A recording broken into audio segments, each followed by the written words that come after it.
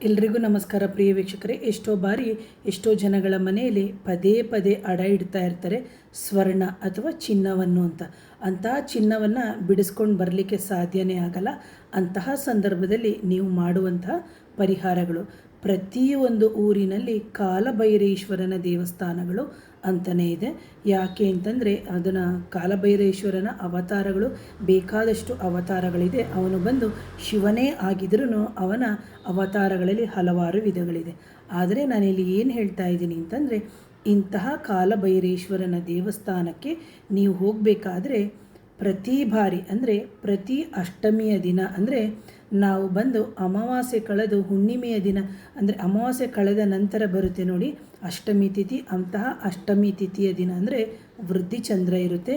ಅಂತಹ ವೃದ್ಧಿಚಂದ್ರದಲ್ಲಿ ಹೋಗಿ ನಾವು ಆ ಸ್ವಾಮಿಗೆ ಬಿಲ್ಪತ್ರೆಯನ್ನು ಪಾದಗಳಿಗೆ ಜೊತೆಗೆ ಕೆಂಪು ಹೂಗಳನ್ನು ಅರ್ಪಿಸಿ ಬರೋದರಿಂದ ಏನಾಗುತ್ತೆ ಅಂದರೆ, ನಮ್ಮ ಮನೆಯಲ್ಲಿ ಪದೇ ಪದೇ ಏನು ಹೇಳ್ತೀವಿ ಸ್ವರ್ಣ ಅಥವಾ ಚಿನ್ನ ಹೋಗಿ ಅಡ ಇಡೋಕ್ಕೆ ಹೋಗ್ತಾ ಇರುತ್ತೆ. ಅಥವಾ ಯಾವುದೋ ಒಂದು ಬಿಸ್ನೆಸ್ ವಿಚಾರವಾಗಿರ್ಬೋದು, ಒಂದು ಹಾಸ್ಪಿಟ್ಲ್ ಖರ್ಚಾಗಿರ್ಬೋದು, ಮಕ್ಕಳ ವಿದ್ಯಾಭ್ಯಾಸಕ್ಕಾಗಿರ್ಬೋದು, ಆನಂತರ ಅದನ್ನು ಬಿಡಿಸ್ಕೊಂಡು ಬರಲಿಕ್ಕೆ ಸಾಧ್ಯನೇ ಆಗಲ್ಲ.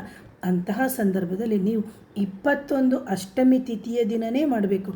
ಅಕಸ್ಮಾತ್ ಹೆಣ್ಮಕ್ಳು ಮೈಲಿಗೆ ಆದಂತಹ ಸಂದರ್ಭದಲ್ಲಿ ನಾವು 5 ದಿನ ಬಿಟ್ಟು ನೀವು ಮಾಡ್ಬೋದು. 21 ಅಷ್ಟಮಿ ತಿಥಿಯ ದಿನ ಪ್ರತಿ ಅಷ್ಟಮಿಗೂ ಹೋಗಿ ಆ ಕಾಲಭೈರೇಶ್ವರನ ಸನ್ನಿಧಿಯಲ್ಲಿ ನೀವು ಪ್ರಾರ್ಥಿಸಿಕೊಂಡು ಬರೋದರಿಂದ ಕ್ರಮೇಣವಾಗಿ ನಿಮ್ಮ ಮನೆಗೆ ಆ ಒಡವೆಗಳು ಅಥವಾ ಸ್ವರ್ಣ ದೇವತೆ ಅಂತ ನಾವೇನು ಹೇಳ್ತೀವಿ, ಅಥವಾ ಸ್ವರ್ಣ ಅಥವಾ ಚಿನ್ನ ಆಭರಣ, ಅದು ನಿಧಾನವಾಗಿ ನಿಮ್ಮ ಮನೆಗೆ ಬರುತ್ತೆ. ಪ್ರಿಯ ವೀಕ್ಷಕರೇ, ಇಲ್ಲಿ ಏನೂ ಖರ್ಚಿಲ್ಲ.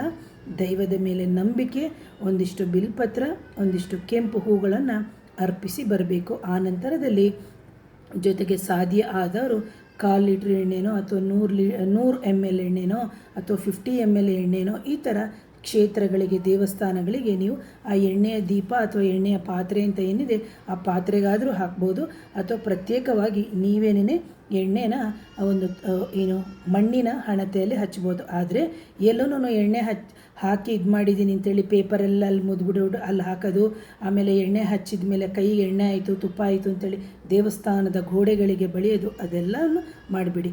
ಹೇಗೆ ನಿಮ್ಮ ಒಂದು ಕಾರ್ಯವನ್ನು ಶುಚಿತ್ವವಾಗಿ ಮಾಡ್ಕೋಬೇಕು, ಅದೇ ಥರ ದೇವಸ್ಥಾನದ ಪರಿಸರವನ್ನು, ದೇವಸ್ಥಾನವನ್ನು ಶುಚಿಯಾಗಿ ಇಡಿ ಅಂತ ಕೇಳ್ತೀನಿ. ಪ್ರಿಯ ವೀಕ್ಷಕರೇ, ಯಾರಾದರೂ ನನ್ನ ಚಾನಲ್ನ ಮೊದಲನೇ ಬಾರಿಗೆ ನೋಡ್ತಿದ್ರೆ ದಯವಿಟ್ಟು ಚಾನಲ್ನ ಸಬ್ಸ್ಕ್ರೈಬ್ ಮಾಡಿ, ಲೈಕ್ ಮಾಡಿ, ಶೇರ್ ಮಾಡಿ, ಕಮೆಂಟ್ ಮಾಡಿ.